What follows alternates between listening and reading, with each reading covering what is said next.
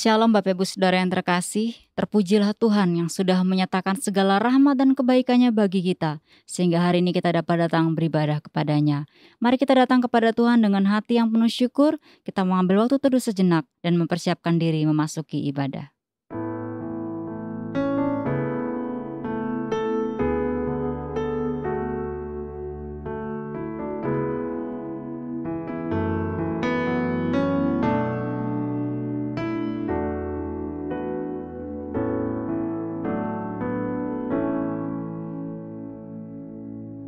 Saat teduh selesai, mari bersama-sama kita nyanyikan pujian dan hormat bagi Bapa Sorga. Hormat bagi Bapa Sorga.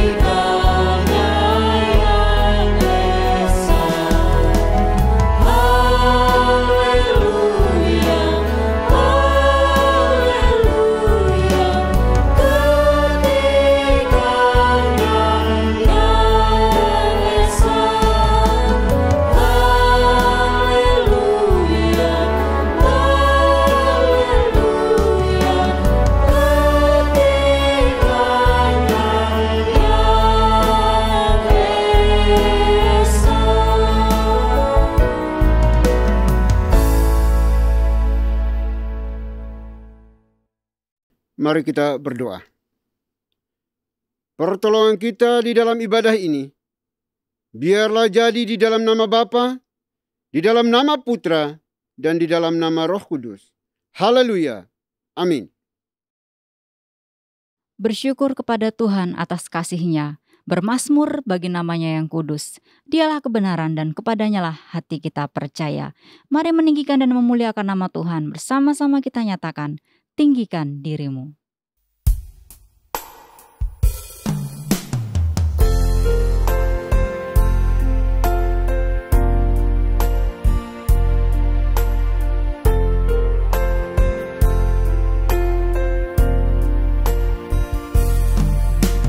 Ku bersyukur padamu Tuhan atas kasih-Mu.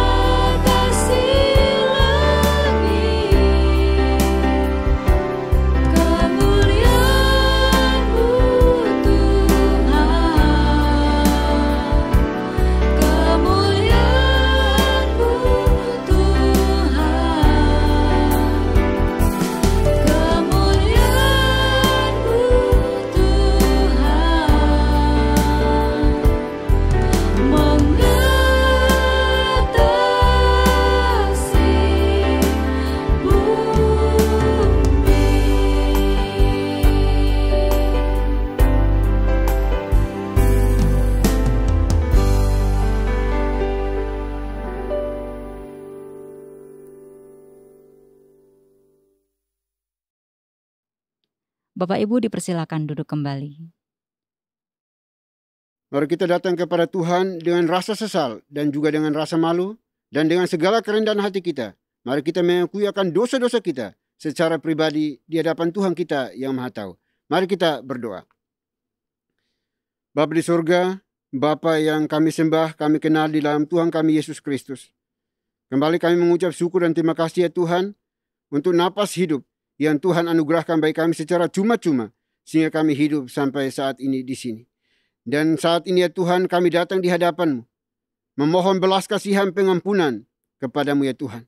Karena hanya Engkaulah yang sanggup dan mampu untuk mengampuni setiap dosa, kejahatan, kesalahan yang kami perbuat ya Bapa. Oleh itu kami mohon ya Tuhan, tidiklah hati kami masing-masing pribadi dan ampuni kami ketika kami mengakui semua dosa, kejahatan, kebobrokan, kenajisan kami di hadapan-Mu ya Tuhan. Karena Engkau Maha Tahu, Engkau Maha Hadir. Tidak ada dosa sekecil apapun juga yang sanggup dan mampu untuk kami tutupi, kami sembunyikan. Karena Engkau Tuhan pencipta dan kami ciptaan. Oleh kami mohon ya Bapa, berilah kami belas kasihan supaya kami layak memanggil menyebut nama-Mu sebagai Bapa dan Tuhan kami. Kami mohon kepadamu ya Tuhan. Jangan biarkan kami hanyut dan larut di dalam intimidasi iblis. Bahwa kami adalah orang-orang binasa. Karena kami percaya Tuhan kami Yesus Kristus telah mati satu kali untuk selama-lamanya.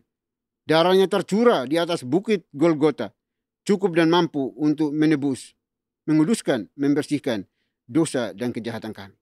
Terima kasih Tuhan. Dosa yang kami lakukan, baik sengaja maupun tidak sengaja, kepada orang tua kami, kepada anak-anak kami, suami istri, pimpinan bawahan kami, rekan-rekan sekerja kami, sepelayanan kami.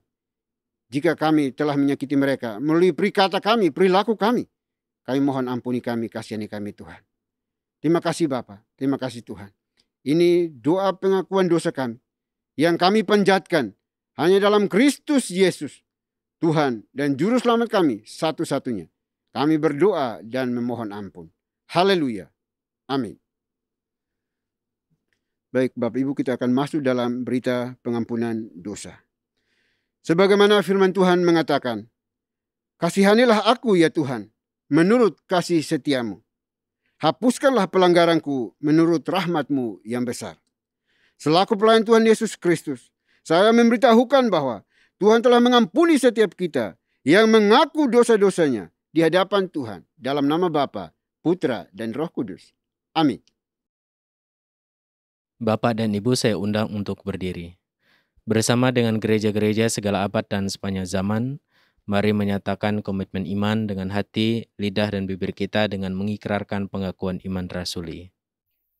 Aku percaya kepada Tuhan, Bapa yang Maha Kuasa, Khalik langit dan bumi, dan kepada Yesus Kristus anaknya yang tunggal Tuhan kita, yang dikandung dari Roh Kudus, lahir dari anak darah Maria, yang menderita sengsara di bawah pemerintahan Pontius Pilatus, salibkan, mati dan dikuburkan, turun ke dalam kedarajan maut. Pada hari yang ketiga, bangkit pula dari antara orang mati. Naik ke sorga, duduk di sebelah kanan Tuhan, Bapa yang Maha Kuasa. Dan dari sana ia akan datang untuk menghakimi orang yang hidup dan yang mati. Aku percaya kepada Roh Kudus, gereja yang kudus dan am, persekutuan orang kudus, pengampunan dosa, kebangkitan tubuh, dan hidup yang kekal. Amin. Bapak dan Ibu dipersilakan duduk kembali. Tiada berkesudahan kasih setia Tuhan, selalu baru rahmat-Nya. Hari berganti hari, kita tetap merasakan kebaikan-Nya. Bersama-sama kita nyanyikan, Tuhan Yesus baik.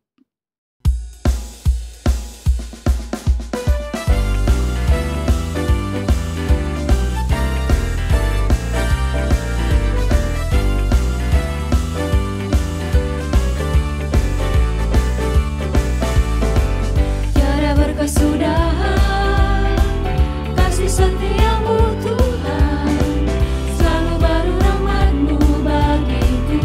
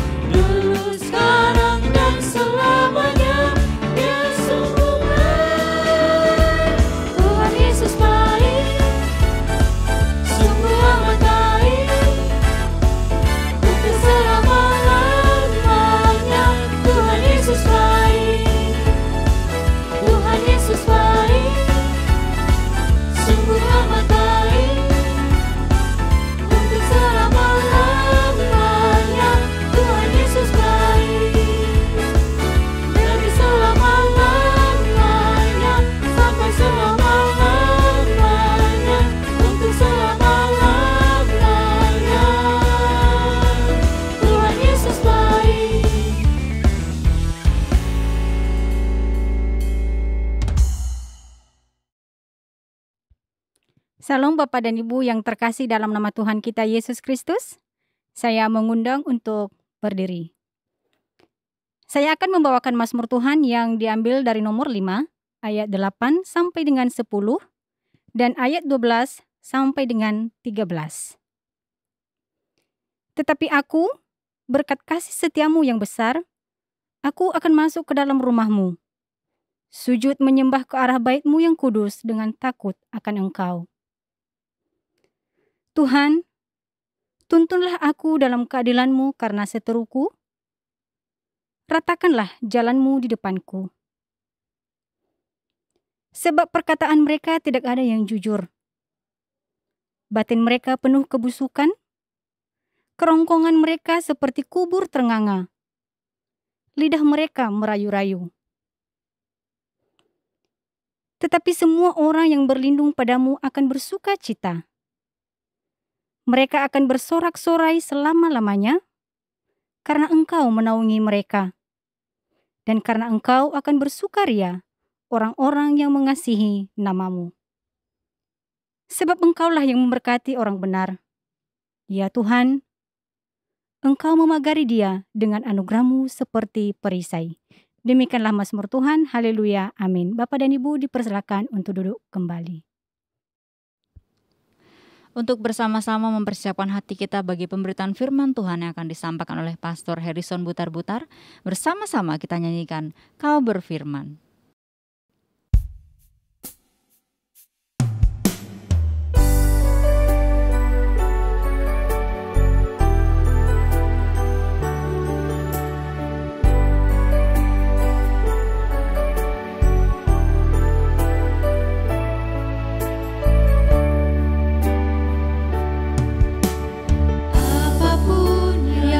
Jadi dalam hidupku ini tak pernah kuragukan kasih-Mu Tuhan.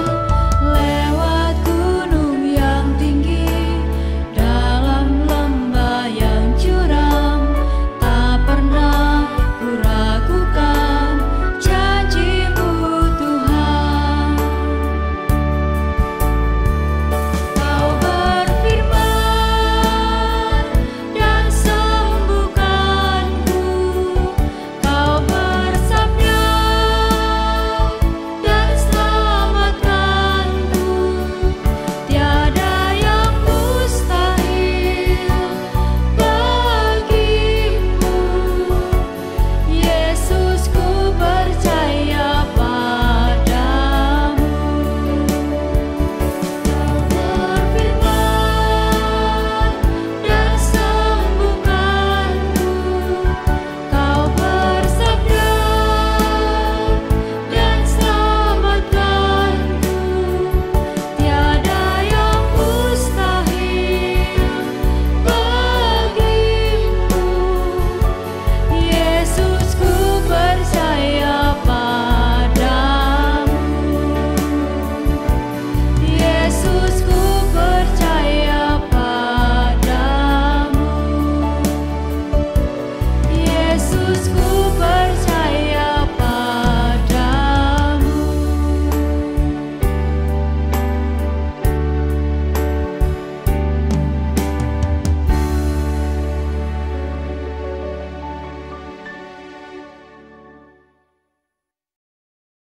Shalom Bapak dan Ibu yang terkasih dalam nama Tuhan kita Yesus Kristus. Saya mengundang untuk berdiri.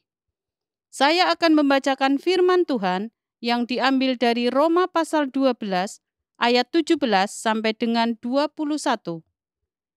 Janganlah membalas kejahatan dengan kejahatan. Lakukanlah apa yang baik bagi semua orang. Sedapat-dapatnya, kalau hal itu bergantung padamu, hiduplah dalam perdamaian dengan semua orang. Saudara-saudaraku yang kekasih, janganlah kamu sendiri menuntut pembalasan, tetapi berilah tempat kepada murka Tuhan, sebab ada tertulis, pembalasan itu adalah hakku. Akulah yang akan menuntut pembalasan, firman Tuhan. Tetapi jika seterumu lapar, berilah dia makan. Jika ia haus, berilah dia minum. Dengan berbuat demikian, kamu menumpukan bara api di atas kepalanya. Janganlah kamu kalah terhadap kejahatan, tetapi kalahkanlah kejahatan dengan kebaikan. Demikianlah firman Tuhan. Haleluya. Amin. Bapak dan Ibu dipersilahkan untuk duduk kembali. Shalom Bapak Ibu yang dikasihi Tuhan. Hari ini kita akan mendengarkan pemberitaan firman yang akan terambil dari Roma 12 ayat 17 sampai 21. Sebelumnya kita akan memulainya dengan memohon pertolongan Tuhan dengan doa bersama. Mari kita berdoa. Bapa yang dalam surga, berkati kami Tuhan, agar kami dapat mengerti kebenaran firman-Mu dan damai sejahtera-Mu melingkupi kami, agar damai itu menenteramkan kami, agar kami dapat berkonsentrasi mendengar firman Tuhan, dan anugerah-Mu menolong kami untuk dapat mengerjakannya dalam kehidupan kami sehari-hari. Berfirmanlah ya Tuhan. Amin. Bapak Ibu yang kasih Tuhan, kata atau tema kalahkan kejahatan dengan kebaikan. Sebuah kalimat yang begitu singkat, padat, mudah diucapkan, tapi sulit atau saya katakan sangat sulit untuk mengerjakan. Hampir banyak orang mengalami kegagalan ketika dia berhadapan dengan kejahatan dari orang lain. Kemungkinan besar orang akan membalasnya dengan kejahatan juga. Tetapi sangat menarik, Paulus kembali mengangkat apa itu arti esensial dari kasih yang pernah diajarkan oleh Tuhan Yesus. Tentang mengampuni, mengasihi musuh dan segala macam yang lain yang sudah sampaikan secara esensial bagian dari kasih yang diajarkan Tuhan Yesus tentang mengasihi sesama. Dia kembali mengangkat itu dan mengatakan kalahkanlah kejahatan dengan kebaikan. Apakah kejahatan ketika sudah adanya agama kekristenan atau kepercayaan tentang Tuhan Yesus yang mengajarkan kasih yang luar biasa itu, kejahatan semakin hari semakin menurun? Tidak. Firman Tuhan mengatakan kejahatan akan semakin membesar, semakin meningkat, sampai nanti akhir dari kehidupan manusia atau akhir zaman. Di mana nanti akan puncaknya muncullah antikris. Yang nanti tafsirannya banyak, ada yang mengatakan pribadi, ada yang mengatakan antikris adalah sebuah sistem. Tetapi kita tidak masuk ke area tersebut. Tetapi paling tidak ada fakta teologis yang mengatakan kejahatan akan terus meningkat dan mencapai klimaksnya. Jadi jangan pernah berharap bahwa kejahatan akan semakin lebih baik atau menurun tingkatnya. Dia akan terus meningkat, baik kuantitasnya, baik variasi-variasi kejahatannya, maupun juga nanti dalam segi kualitasnya. Kekejian akan semakin keji, kejahatan akan semakin jahat, kelicikan akan semakin licik, penipuan akan semakin beraneka ragam caranya. Bahkan nanti juga terasa semakin sadis penipuan itu. Dan itu menjadi fakta teologis, maka juga masuk menjadi fakta sosiologis dalam kehidupan umat manusia. Bahwa manusia akan semakin hari semakin jahat. Oleh karena itu kita akan belajar hari ini dalam beberapa poin yang akan kita bahas hari ini. Paling tidak ada 4 poin khotbah dalam pemberitaan firman pada hari ini. Yang pertama, apa itu kejahatan? Kejahatan yang dimaksud di dalam Roma 12 ayat 17 sampai 21 itu dapat diartikan sesuatu yang merugikan. Sesuatu yang berbahaya untuk nyawa dan kesehatan kita juga. Itu masuk dalam kata kakos ini. Kejahatan yang dimaksud dalam Roma 12 ayat 17 sampai 21.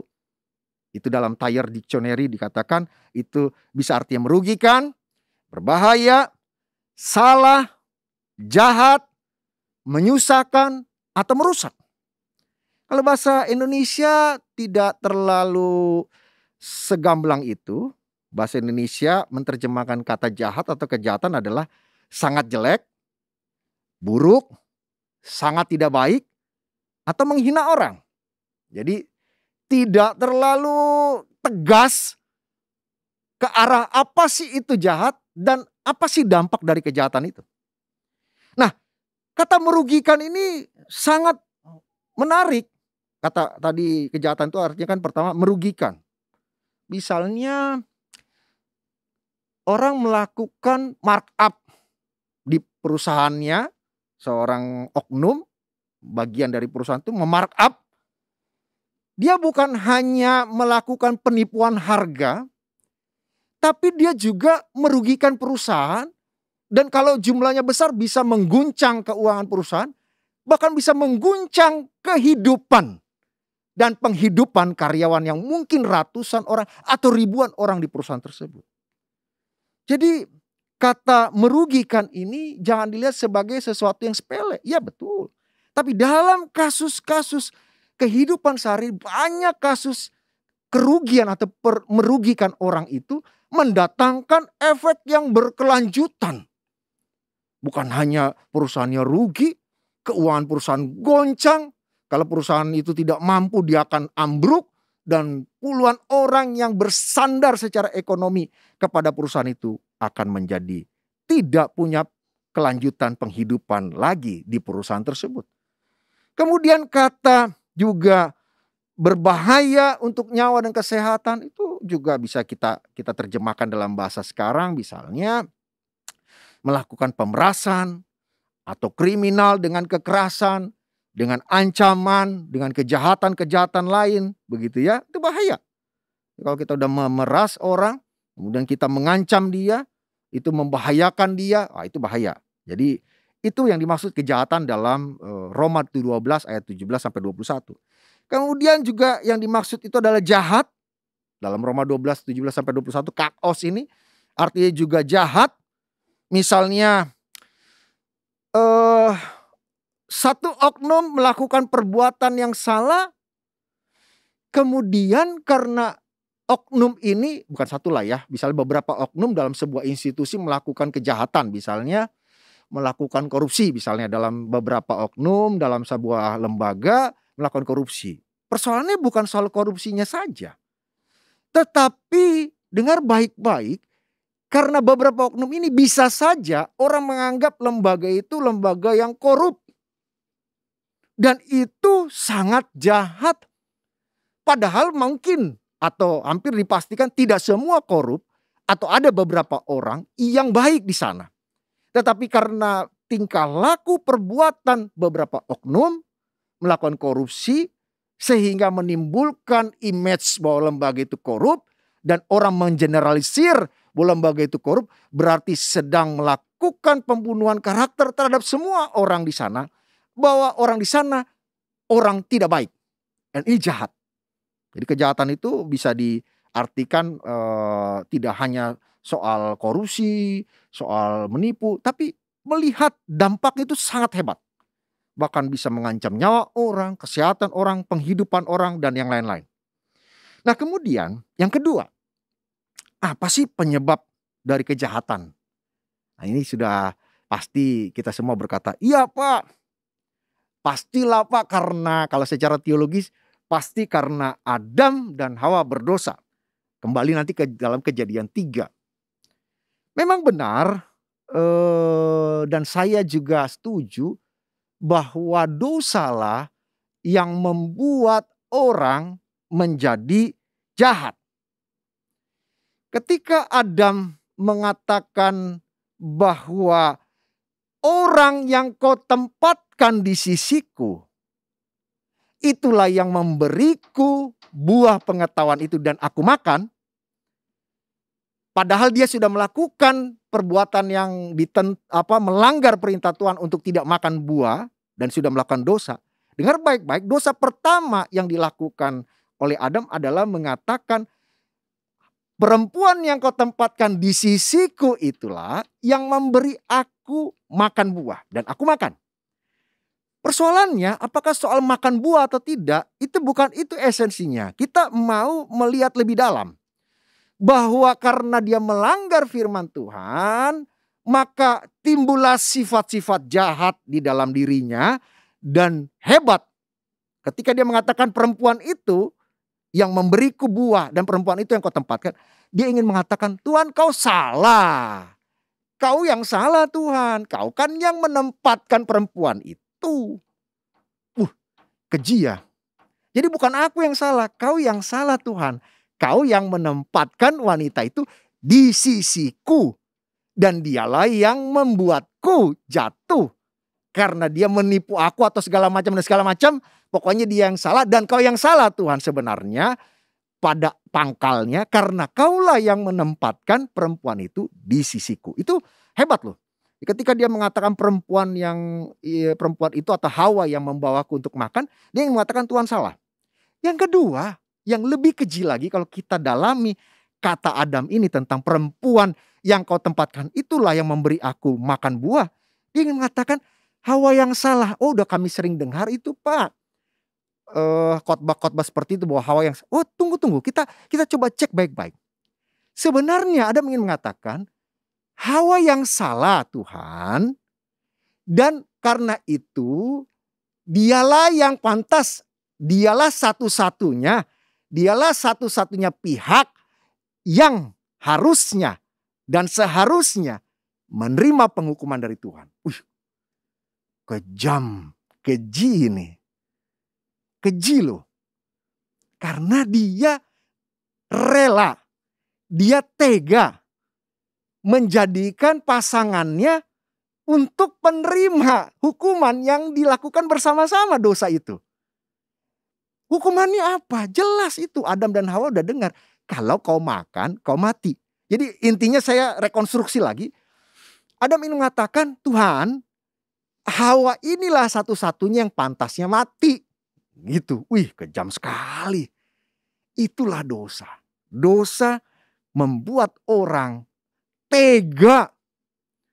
Bahkan dengan begitu yakin dan meyakinkan.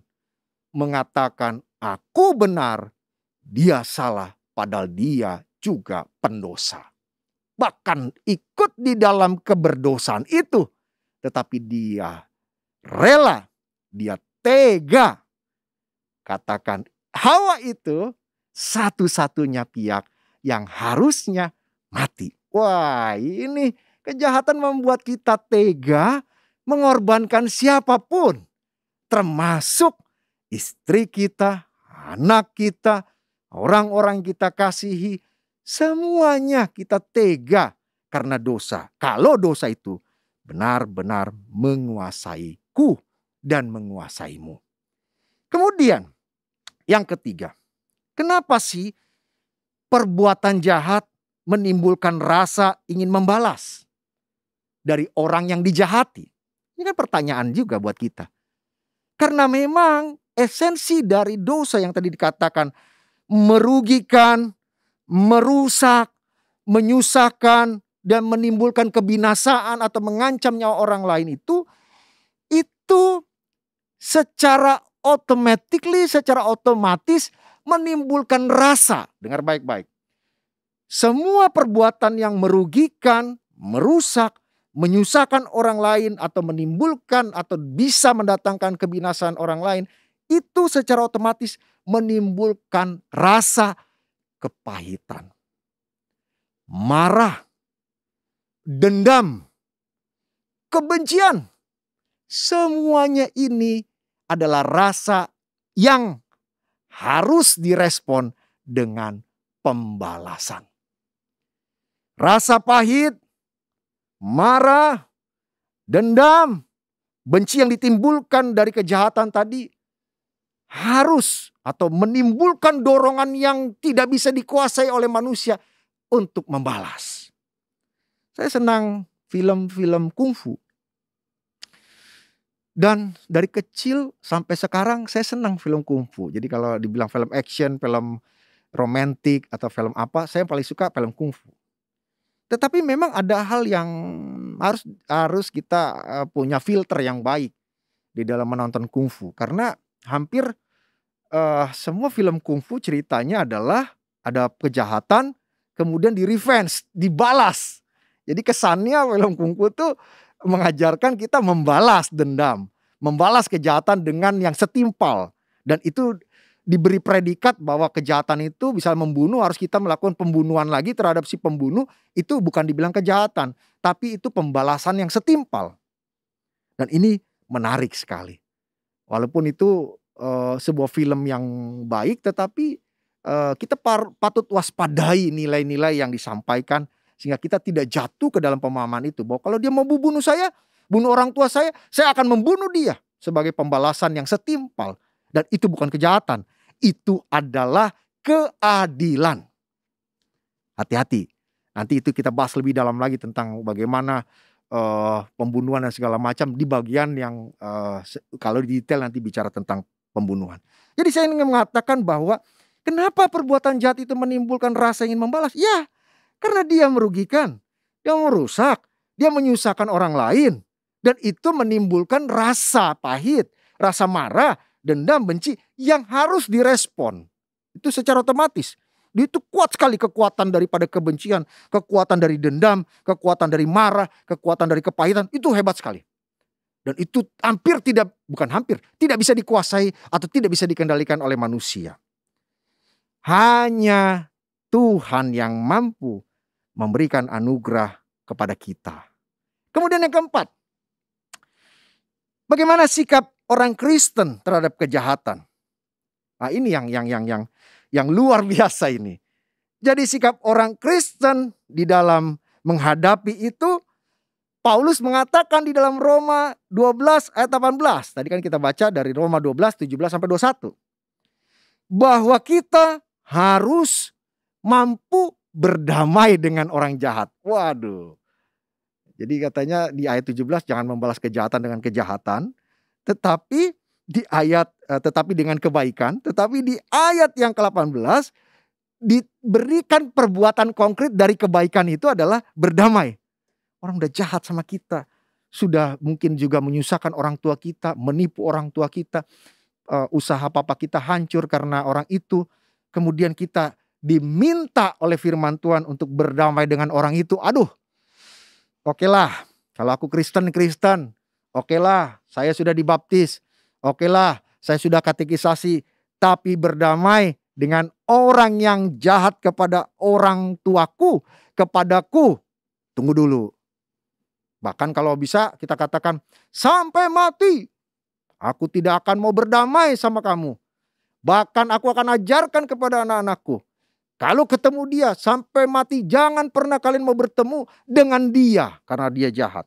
Itu yang kita sering dengar beberapa orang yang sudah mengalami kepahitan, kemudian mengalami dendam, kebencian karena dijahati oleh orang lain. Kemudian sikap dari kebaikan itu apa lagi? Yang dimaksud balas kejahatan dengan kebaikan. Kebaikan itu apa? Di dalam Roma 12 ayat 19 dikatakan oleh Paulus, kita tidak boleh menuntut pembalasan. Karena itu pembalasan adalah milik Tuhan. Nanti juga bisa bandingkan dalam 2 Timotius 4 ayat 14, Yeremia 51 ayat 24, kemudian dalam Amsal 20 ayat 22. Wah, orang udah jahat sama kita. Kita gak boleh balas. Kata Tuhan. Dan kata juga Paulus diulang kembali oleh Paulus. Dia ingin mengatakan biarkan itu. Ampuni itu. Pasti Tuhan akan membalasnya sesuai dengan perbuatan dan keadilannya Tuhan. Kau tidak boleh balas. Kau tidak boleh benci. Kau tidak boleh dendam. Kau tidak boleh marah. Kalau benar engkau anak Tuhan, engkau tidak boleh. Nah kemudian apa itu perbuatan baik ketiga? Yang dimaksud dengan membalas kejahatan dengan kebaikan. Apa itu kebaikan dimaksud? Diterangkan juga oleh Paulus. Hendaklah kamu menolong musuhmu. Di ayat selanjutnya, ayat 20-21. Dan ditutup dengan pernyataan, balaslah kejahatan dengan kebaikan. Menolong musuh seperti apa? Paulus memberi contoh konkret. Kalau musuhmu lapar, beri dia makan. Aduh. Ini gampang diucapkan, sulit kita kerjakan. Tetapi dengar baik-baik. Baca nanti Roma 12 di awal. Dan Roma 11 Roma 1 sampai ayat 11. Bahwa di mana ketika orang semua jatuh dalam dosa, kemudian karena imanlah perbuatan itu diperhitungkan sebagai kebenaran, bukan perbuatan, maksudnya perbuatan iman yang lahir dari anugerah Tuhan itu. Bukankah Abraham juga keluar dari tanah Ur Kasdim bukan karena perbuatan dia dibenarkan, tapi ketika dia percaya kepada Tuhan, Kemudian pasal-pasal selanjutnya dikatakan pasal 7 tentang pertarungan antara dosa dengan kebenaran. Akhirnya dosa selalu menang, manusia selalu kalah. Kenapa? Karena manusia selalu hidup dalam dosa. Karena manusia sudah dipiprasko, sudah diperbudak oleh dosa. Itu pasal 7 ayat 13 sampai 26. Kemudian pasal-pasal selanjutnya bercerita tentang pembenaran di dalam Tuhan. Tapi ketika masuk pasal 12, dia bicara, hendaklah kamu berubah menjadi orang benar. Dan contoh orang benar adalah kau memang mampu mengalahkan kejahatan dengan kebaikan. Jangan kau berkata kepada orang-orang, saya anak Tuhan, saya orang Kristen, saya orang sungguh-sungguh di dalam Tuhan, aku penuh dengan roh. Dengar baik-baik. Kalau betul itu, buktikan dengan kau diberi kemampuan oleh Tuhan untuk mengalahkan kejahatan dengan kebaikan. Ini test case bahwa saudara mengatakan saudara anak Tuhan, sudah diberi anugerah keselamatan dari Tuhan, betul. Tapi harus disertai perbuatan iman, perbuatan kebenaran, kalahkan kejahatan dengan kebaikan. Bukankah Yakobus menyerang orang-orang yang menyebut, oh saya orang Kristen, saya orang yang penuh dengan roh, saya begini-begini. Oh tunggu, iman tanpa perbuatan sama dengan mati. Kau mengatakan orang beriman, ya, tapi perbuatanmu tidak bisa mengalahkan kejahatan dengan kebaikan, kau bukan orang beriman. Jangan sombong, jangan terlalu blow up cerita tentang iman. Kerjakan imanmu di dalam anugerah Tuhan. Bukankah semuanya dimulai dengan anugerah? Abraham bukan karena perbuatannya dia ditempatkan dalam kebenaran. Tapi ketika anugerah Tuhan bekerja, dia beriman, dia meninggalkan sanak keluarganya, percaya bahwa Tuhan menuntun dia dalam kebenaran, maka itu diperhitungkan sebagai kebenaran. Semua karena anugerah. Tapi jangan kamuflase, jangan memanipulasi anugerah. Dengar baik-baik. Kau beriman karena anugerah.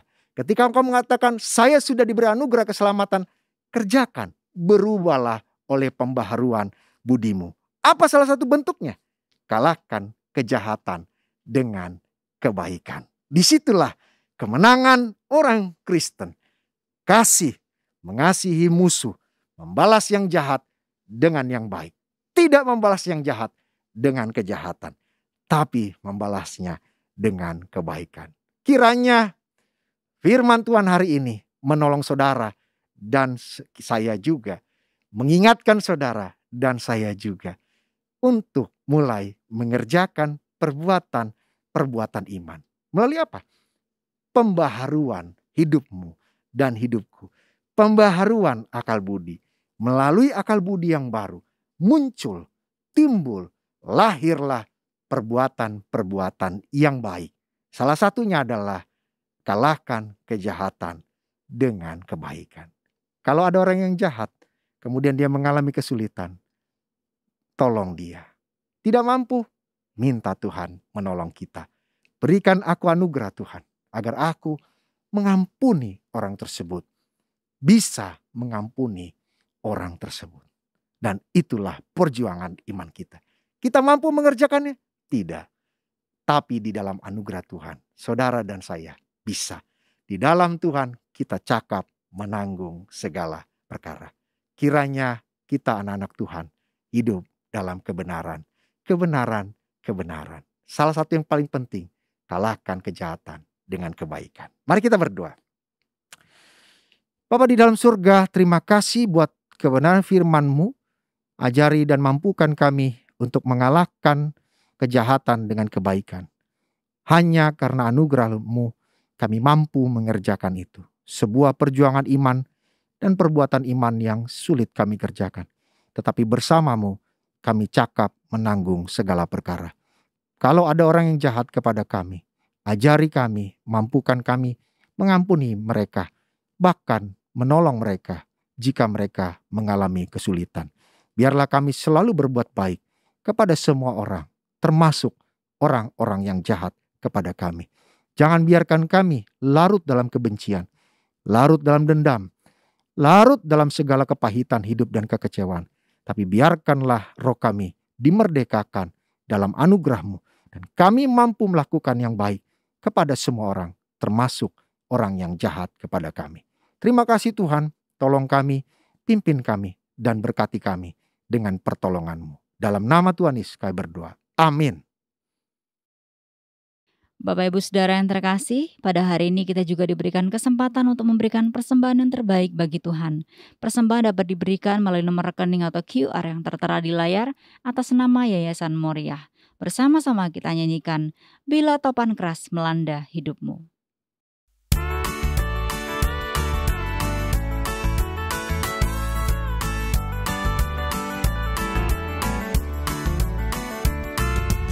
Bila topan keras melanda hidupmu, bila putus asa dan letih lesu, berkat Tuhan satu-satu hitunglah, kau niscaya kagum oleh kasih-Nya. Berkat Tuhan mari hitunglah, kau kan kagum oleh kasih-Nya. Berkat Tuhan mari hitunglah, kau niscaya kagum oleh kasih-Nya. Berkat Tuhan mari hitunglah, kau kan kagum oleh kasih-Nya. Berkat Tuhan mari hitunglah, kau niscaya kagum oleh kasih-Nya. Kau niscaya kagum oleh kasih-Nya. Kau niscaya kagum oleh kasih-Nya.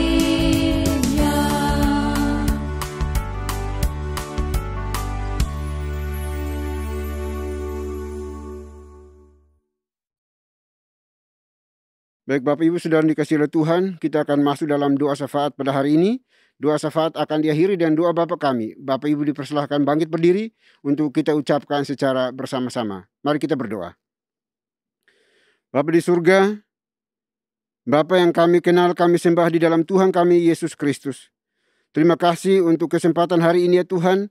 Kami diberi napas hidup, diberi kekuatan kesehatan, sehingga kami bisa beribadah, memanggil nama-Mu sebagai Bapa dan Tuhan kami yang hidup. Terima kasih untuk kesempatan memuji menyembah Engkau.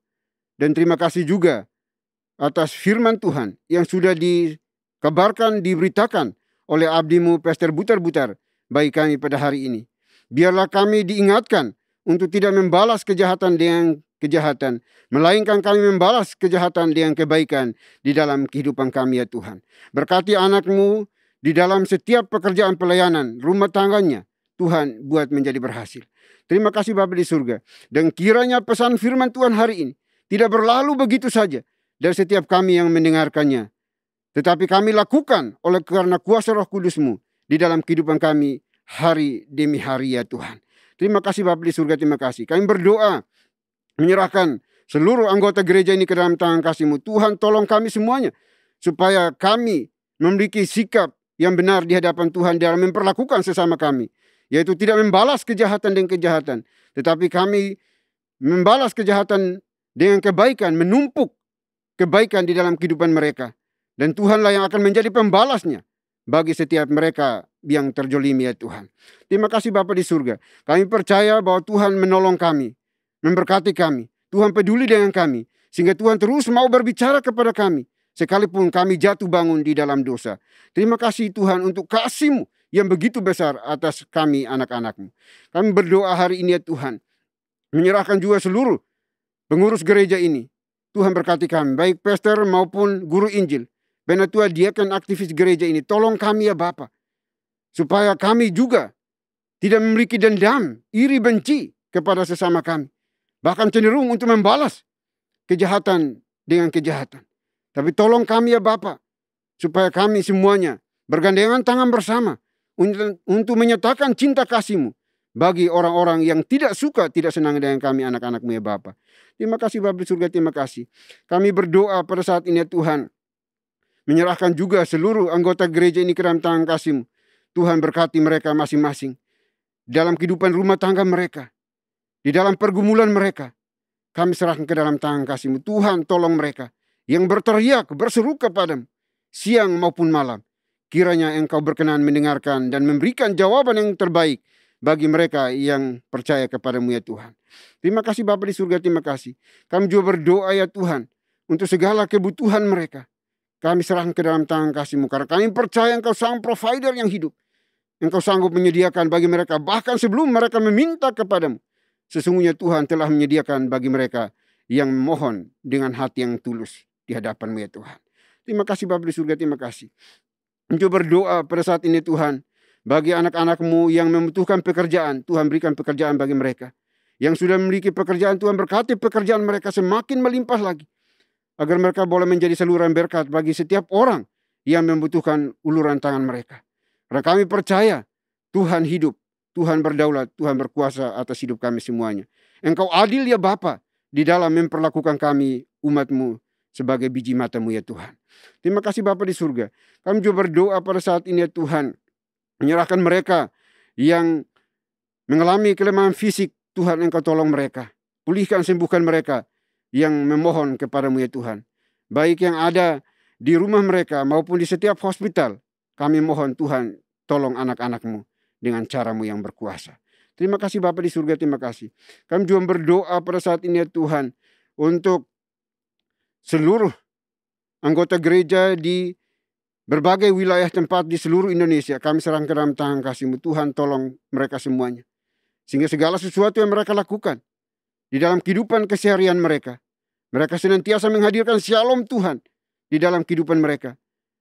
Sehingga banyak orang melihat dan boleh percaya bahwa Yesus adalah Tuhan di dalam dan melalui hidup mereka ya Bapa. Mereka boleh menjadi kesaksian yang nyata di lingkungan tempat gereja di mana mereka beribadah ya Tuhan. Terima kasih Bapa di surga, terima kasih. Kami juga berdoa pada saat ini ya Tuhan. Menyerahkan Yayasan Moria ini ke dalam tangan kasih-Mu. Tuhan berkati yayasan ini. Yang Tuhan pakai menjadi alat yang efektif untuk menolong pelayanan secara holistik bagi kami semuanya. Tuhan berkati. Engkau tolong para pengurusnya. Berkati mereka. Anak-anak yang Tuhan lawat hati mereka yang penuh cinta kasih. Biarlah segala sesuatu yang mereka kerjakan Tuhan buat menjadi berhasil. Terima kasih Bapa di surga. Kami juga berdoa pada saat ini ya Tuhan. Untuk bangsa dan negara kami serahkan ke dalam tangan kasih-Mu. Tuhan berkati bangsa kami. Pulihkan bangsa kami dari berbagai konflik yang terjadi. Berbagai persoalan yang terjadi. Baik kesehatan, ekonomi, pendidikan, sosial, agama. Kami serahkan semua ke dalam tangan kasih-Mu. Kami percaya bahwa Tuhan sanggup untuk memulihkan bangsa dan negara kami. Dari berbagai keterpurukan yang dialami pasca pandemi ini ya Tuhan. Dan kami berdoa kiranya Tuhan, Engkau buka jalan, beri hikmat kepada pemerintah kami untuk mampu menyelesaikan berbagai persoalan di negeri ini dengan penuh cinta kasih. Terima kasih Bapa di surga, terima kasih. Kami juga berdoa untuk orang-orang yang berusaha untuk memecah belah negeri ini. Kami serahkan ke dalam tangan kasih-Mu. Dan kami mohon, Tuhan Engkau akan terus intervensi bagi bangsa kami untuk memberikan kesatuan bagi negeri yang kami cintai ini ya Bapa. Terima kasih Bapa di surga, terima kasih. Kami juga berdoa mengucap syukur untuk anugerah Tuhan yang begitu melimpah atas negeri kami ini ya Tuhan. Terima kasih Bapa di surga, terima kasih. Ini doa kami ya Bapa. Kami serahkan seluruh pergumulan kami ke dalam tangan kasih-Mu. Biarlah Tuhan yang akan memberikan jawabannya sesuai dengan kehendak-Mu di dalam kehidupan kami. Terima kasih Tuhan, terima kasih Bapa. Ini doa kami, doa yang jauh dari sempurna. Kami akan akhiri dengan doa yang telah Tuhan Yesus ajarkan kepada kami. Demikian. Bapa kami yang di surga, dikuduskanlah nama-Mu. Datanglah kerajaan-Mu, jadilah kehendak-Mu di bumi seperti di surga. Berikanlah kami pada hari ini makanan kami yang secukupnya. Dan ampunilah kami akan kesalahan kami, seperti kami juga mengampuni orang yang bersalah kepada kami. Dan janganlah membawa kami ke dalam pencobaan, tetapi lepaskanlah kami daripada yang jahat. Karena Engkau yang punya kerajaan, dan kuasa, dan kemuliaan, sampai selama-lamanya. Amin. Masih tetap bangkit berdiri, bersama-sama kita akan membacakan nats pedoman hidup baru yang terambil dari Roma 12 ayat 17 dalam hitungan yang ketiga.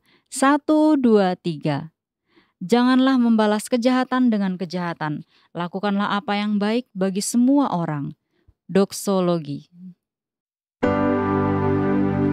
Puji Tuhan sumber berkah. Puji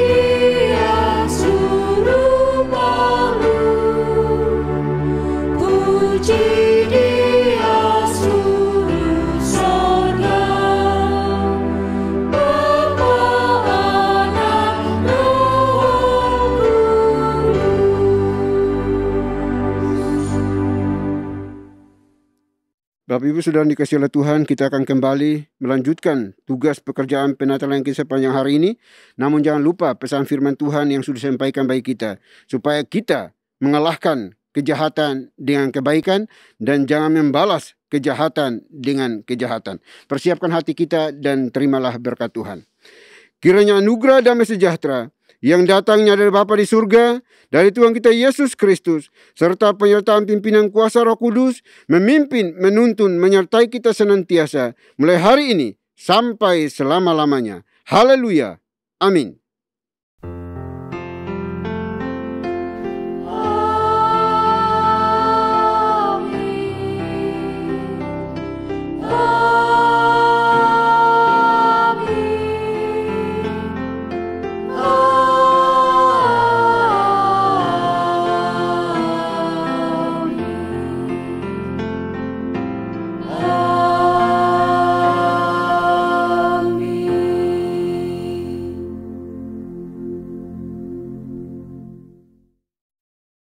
Ibadah hari ini telah selesai. Bapak Ibu dipersilakan duduk kembali dan mengambil saat teduh. Tuhan Yesus memberkati.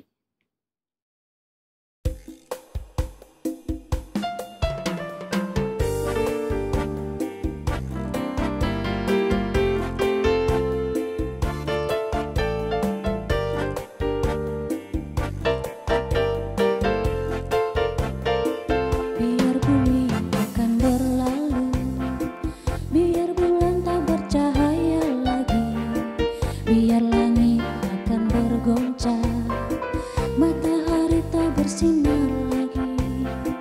Tetapi Tuhan Yesusku tak pernah ingkar janji, semua yang difirmankannya pasti akan digenapi.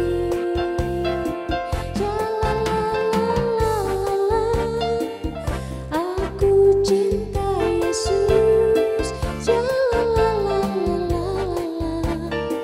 Yesus cinta saya.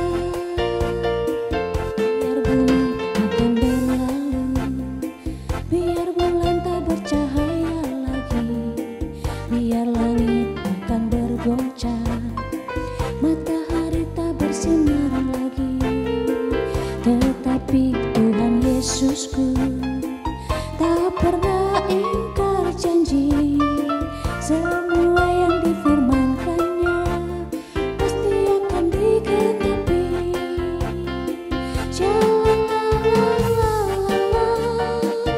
Aku cinta Yesus, Yesus cinta saya.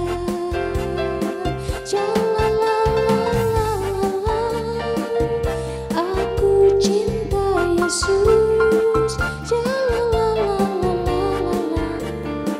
Yesus cinta saya. Yesus cinta saya. Yesus cinta saya.